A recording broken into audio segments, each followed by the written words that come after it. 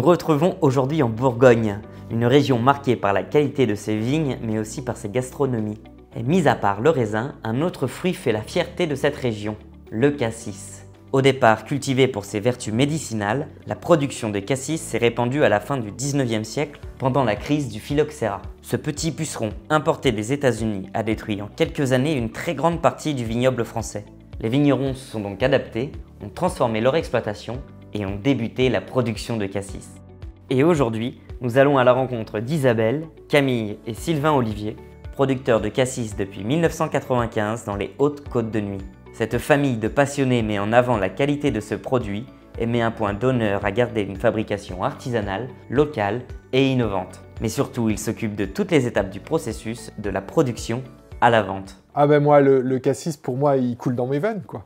Donc voilà, et il n'y a pas de... C'est un attachement, c'est une région, c'est une couleur, c'est une odeur. Ben nous, ici, on est nés dans le terroir, en fait.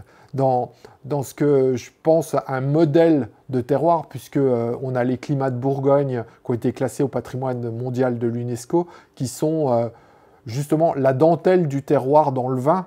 Et nous, de cette dentelle, on est encore dans le périmètre qui la protège. On est en Côte d'Or, hein, donc dans la petite région qui s'appelle les Hautes-Côtes. Et dans ces Hautes-Côtes, on cultive le cassis depuis très longtemps, depuis le milieu du Moyen-Âge. C'est une plante emblématique autant que le raisin pour la vigne.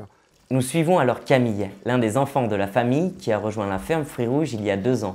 Il va nous expliquer les étapes de fabrication de leur fameuse crème de cassis.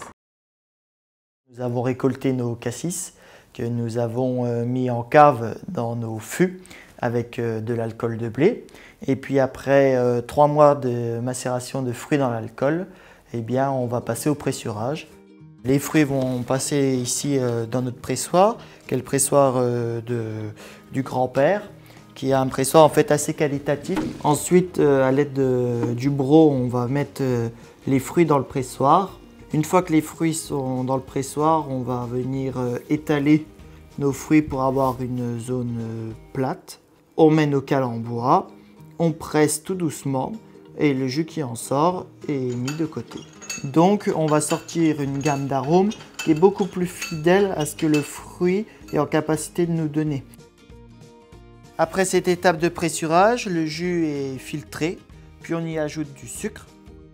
Et ensuite, on va remuer toute la nuit avant de mettre en bouteille le lendemain matin.